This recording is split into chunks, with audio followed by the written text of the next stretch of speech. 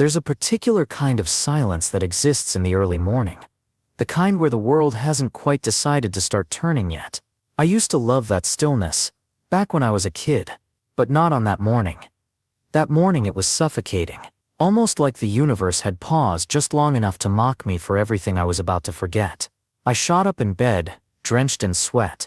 The clocks, so many damn clocks, were still ticking. Some faster than others, some not even in sync. Wall clocks, desk clocks, alarm clocks, even a cuckoo clock that hadn't gone off in years. I didn't collect them exactly. I just liked them, needed them. They made noise. They reminded me time was still moving, even when I wasn't. But on that day, none of them had woken me up. That was the first clue.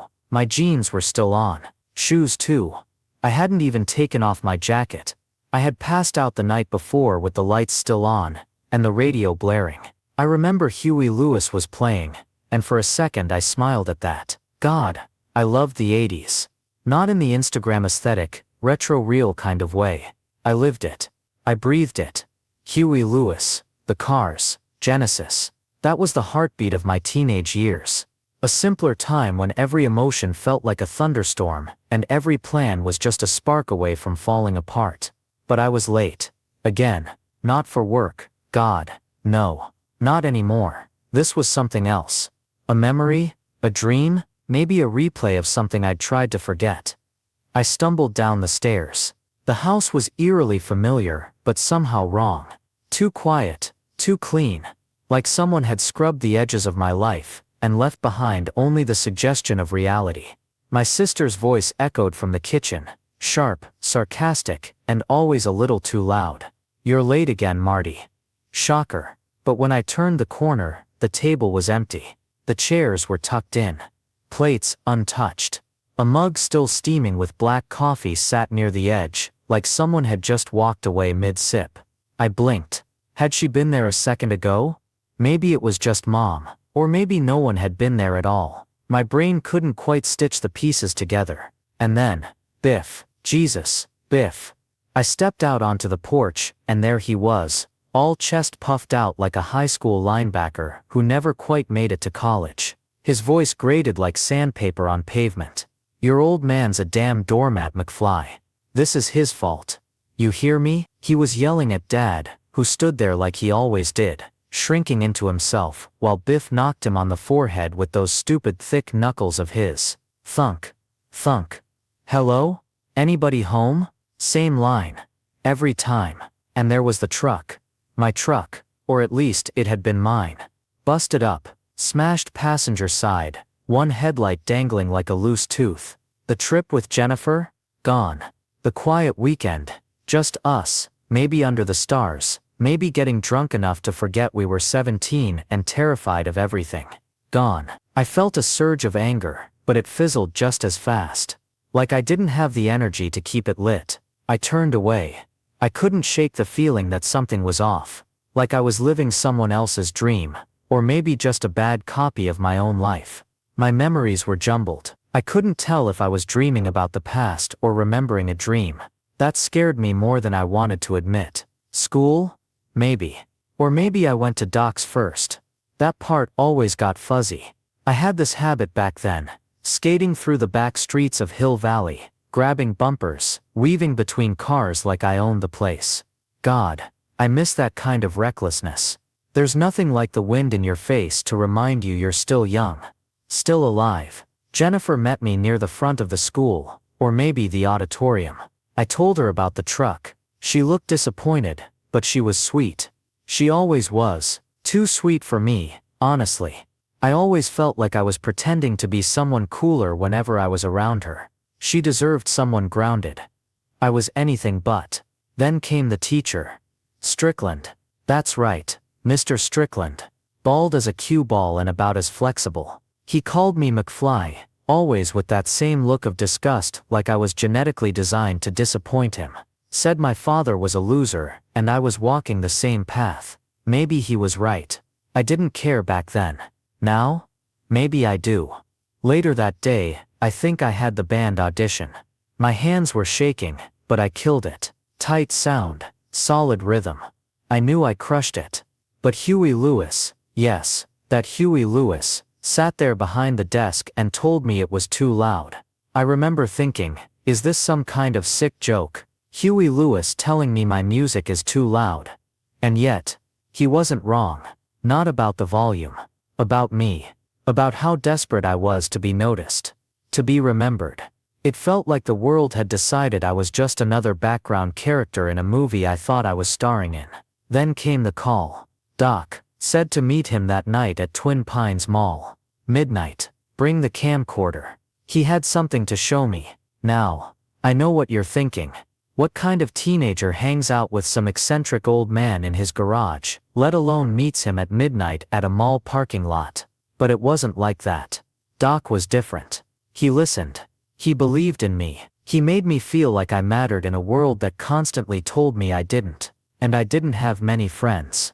Not real ones. Not like that. So I went. Of course I did. And that's where everything started to fall apart. The mall parking lot was cold that night. Not the kind of cold that bites, but the kind that sits heavy in the air and creeps down into your bones when you're not looking. It was quiet, eerily so. You'd expect some late-night teenagers blasting Def Leppard, or some poor overnight worker sneaking a smoke by the loading docks, but there was nothing. Just this weird stillness, like time had decided to pause and watch what was about to happen. I pulled up near the far side of the lot, headlights off. The camcorder was still warm from charging, tucked under my arm like a football. I remember thinking, what the hell am I doing here? But it was Doc, and Doc didn't joke around. When I spotted the van, I relaxed a little. White, rusted in places, with Dr. E. Brown Enterprises written on the side in blocky black letters. The back doors were wide open, and there he was, frizzy white hair poking out from under a sweat-stained headband, lab coat flapping in the breeze like a mad scientist out of a cartoon. Except this cartoon was real. Doc was real. He turned when he saw me and grinned like a kid on Christmas morning. "Marty," he yelled, arms spread like I was a long-lost son. "You're right on time." I wasn't. I was 20 minutes late. But Doc never seemed to care about time in the conventional sense. He pulled me over to what looked like the scene of a low-budget sci-fi movie. Spotlights rigged up on tripods, cables snaking across the asphalt, blinking control panels duct taped to folding tables. And right there, in the center of it all was the car. A DeLorean. Stainless steel. Gull-wing doors lifted like wings frozen mid-flap. It looked like it belonged in space, not parked outside a JCPenney. I don't remember what I said. Something dumb, probably. Something like you turned a car into a time machine. Or didn't these things flop after '82? But Doc didn't even flinch. He was already pacing around the DeLorean, rattling off equations and theories like I was his lab partner, instead of a half-awake high schooler with a camcorder and a fading GPA. Then he pulled out the remote. "This," he said, holding it like a sacred artifact, "is going to make history." I laughed. I shouldn't have. But it felt surreal. Like I had wandered into the wrong dream. He opened the car door and out jumped Einstein. His dog. With goggles on. "Wait, you're putting the dog in the car?" Doc didn't answer. He loaded Einstein in, locked the doors, set the date to November 5th, 1955, and backed away like a man preparing to launch a rocket. Then he hit the accelerator, remotely. The DeLorean roared to life and tore across the parking lot, gaining speed with each passing second. 60. 70. 80. Boom. At 88 miles per hour, there was this blinding flash. A crackle of light. And then nothing. No car, just twin streaks of fire burned into the pavement, leading to nowhere. My jaw hit the floor. I'm pretty sure I dropped the camcorder. Doc was laughing. Spinning in place, howling at the moon like a lunatic who'd just stolen fire from the gods. "He's fine." Doc reassured me. Einstein's now exactly 1 minute into the future. I stood there. Stunned.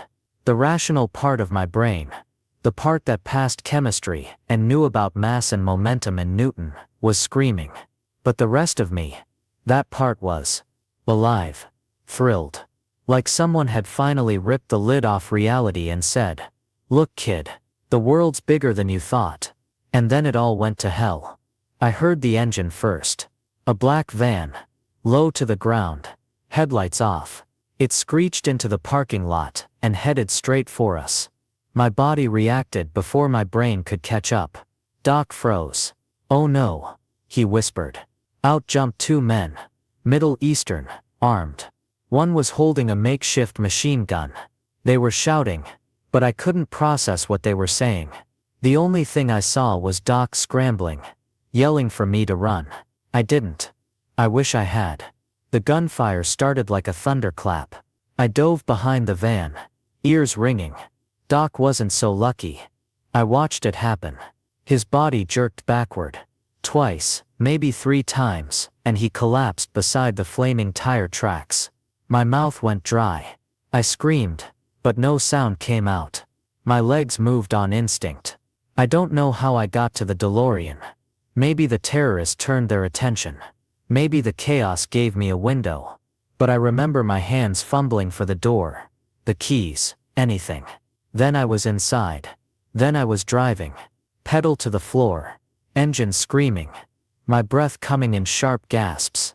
I hit 60, 70, 80. I remember screaming. Not words. Just fear. Rage.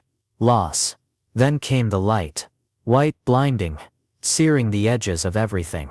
And then silence. No engine. No asphalt. Just open space and dust and an old wooden billboard directly in front of me. I crashed through it like it was tissue paper. The car skidding out into a field before finally sputtering to a dead stop. I sat there, panting, shaking. My hands wouldn't let go of the steering wheel. My eyes stung from tears or smoke or shock. I couldn't tell which.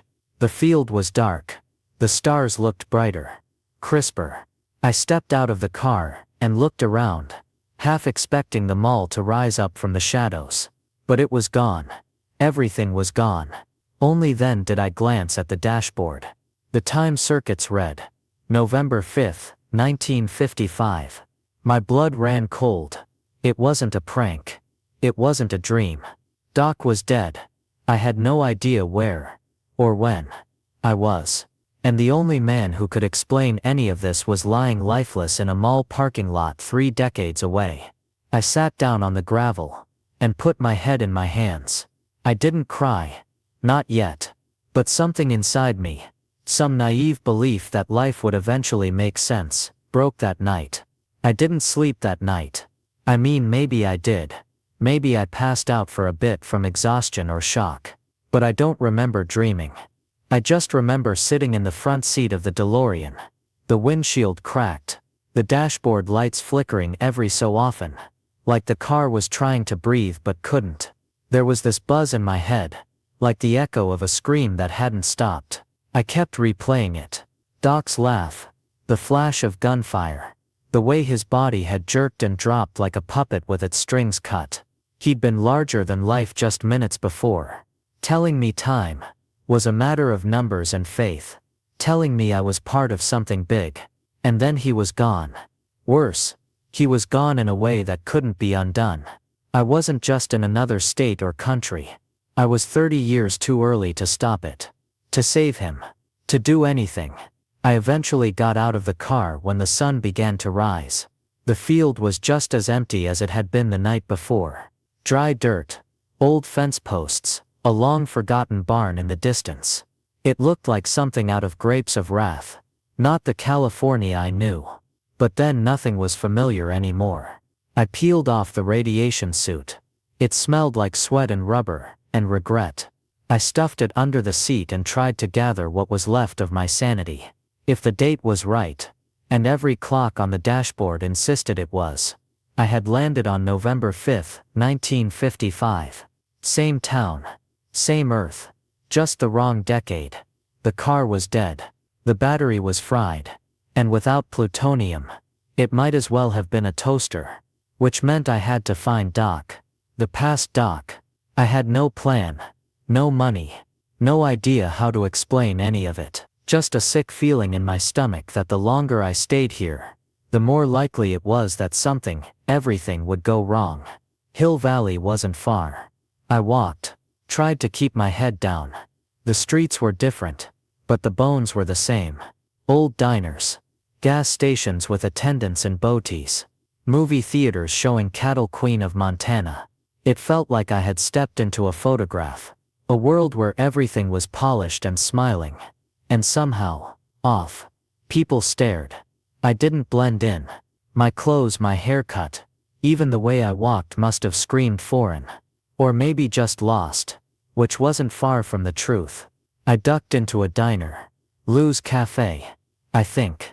The name had been buried in my childhood, but it came rushing back like the fizz of a soda pop. The bell on the door jingled as I entered, and suddenly every head turned.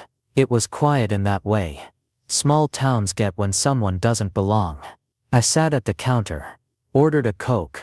The man behind the counter, round face, white apron, gave me a look like I'd just asked for whiskey.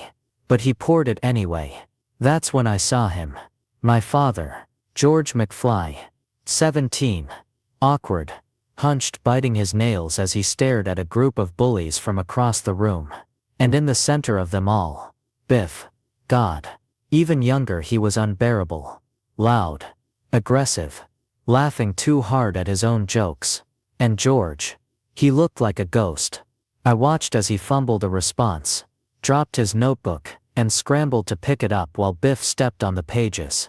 I wanted to get up, to step in. But I didn't. Not yet.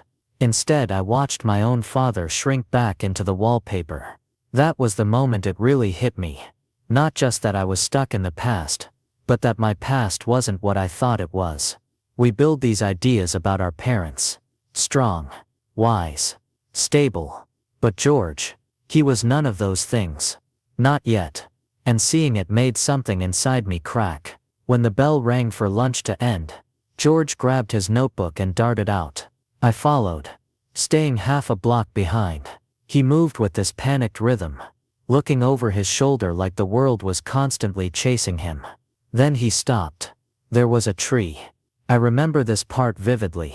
A tall oak tree, outside a white house, branches stretching toward a second-story window. George looked up, took a breath, and started climbing. It hit me too late. I knew this story. Mom had told it dozens of times. Her dad hit a peeping Tom with the car, took him in, and she nursed him back to health. It was creepy and weird and romanticized in that 1950s kind of way. George was the peeping Tom. And the car, the one that hit him, it was coming. I could hear it. I should have stopped him. I should have shouted. But I froze. Because if I did stop it, I wouldn't be born. None of this would have happened. I watched as the car turned the corner, honked its horn, and slammed into George. It wasn't fatal, but it was enough. Enough to change everything.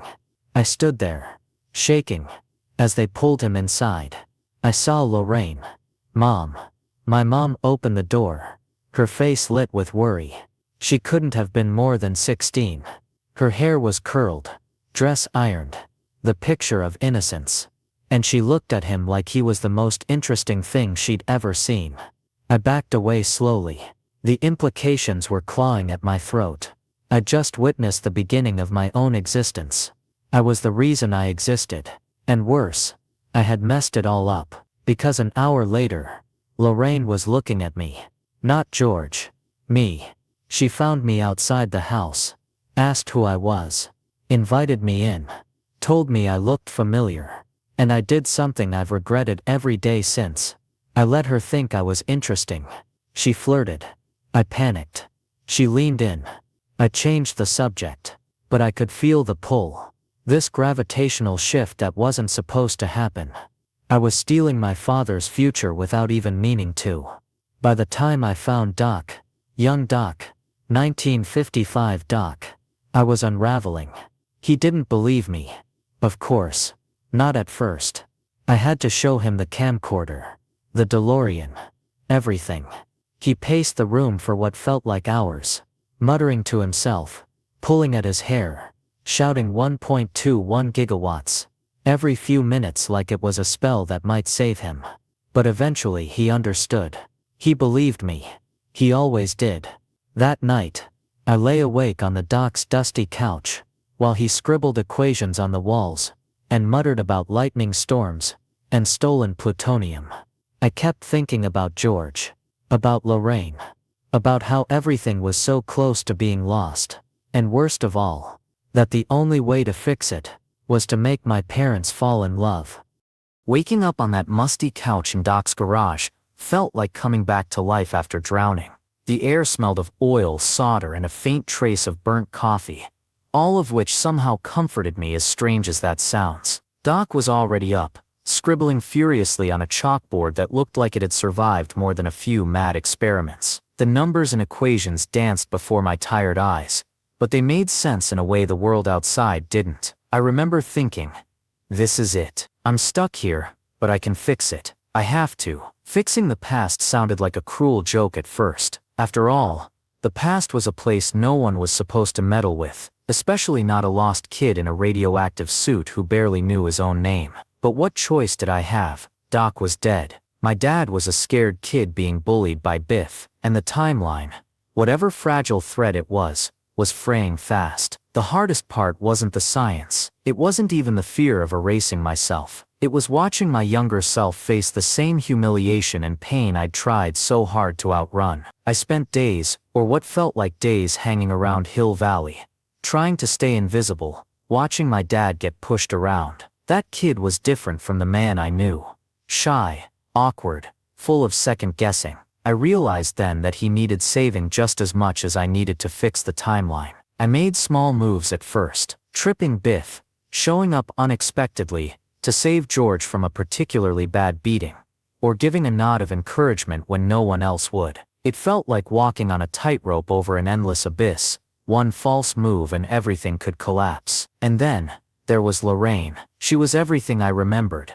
Beautiful, vivacious, but also young and unsure. There was a tension whenever I saw her, a magnetism that scared me. Because I wasn't supposed to be here. I was supposed to be a ghost, a whisper in history. Yet I found myself drawn to her in ways I didn't expect. One afternoon, I caught myself watching from the shadows as she laughed with George, a shy smile blossoming on her face. But the timeline was fragile. If I did too much, if I said too much, I might unravel everything. But fate has a way of pushing. That same afternoon, Biff cornered George in the town square. I was nearby, clutching my skateboard, heart pounding like a drum. I couldn't just watch. So I did the only thing I could. I tripped Biff. It was reckless, maybe stupid, but it was the spark that changed everything. Biff crashed into a manure truck. Yeah, manure. Thick, sticky, the kind that clings to clothes and pride. Biff and his cronies were covered head to toe, their laughter turning to curses. The town had never seen anything like it. George stood there, stunned but alive, and for the first time I saw a flicker of something I'd never noticed before. Courage. It was a small victory, but it felt huge. Slowly, day by day, the pieces began to shift. Lorraine started to notice George. George stood taller. Biff got quieter. But my heart was breaking in ways I hadn't expected. Because every moment I spent there, I was losing myself. Every smile I gave Lorraine felt like a betrayal of the future I was supposed to have. Every time I saw my dad struggle, I wished I could scream at him to hold on, to be stronger. But he was just a boy, just like me. Doc and I pored over plans to fix the DeLorean. Plutonium was out of the question. Too dangerous, too volatile. We needed another power source. Then, a lightning storm. The one lightning bolt that could send the car hurtling back to 1985. It was a long shot, a mad one, but it was our only hope. The night of the storm was electric, literally. I sat on the hill overlooking the town square, heart pounding. The clock tower, battered but proud, loomed ahead. Lightning flashed, clouds roiled like a beast, awakening from a long sleep. I felt every second stretch and snap like a rubber band ready to break. Then, the moment came. Doc's plan worked. The lightning struck the clock tower with a deafening boom, sending a surge of electricity down the cables and through the DeLorean's circuits. The car roared to life. My chest tightened as I gripped the steering wheel. Could I really go home? Could I really fix everything? I thought of my dad, of Lorraine, of Doc. I thought of the future I might lose. And then I hit the gas.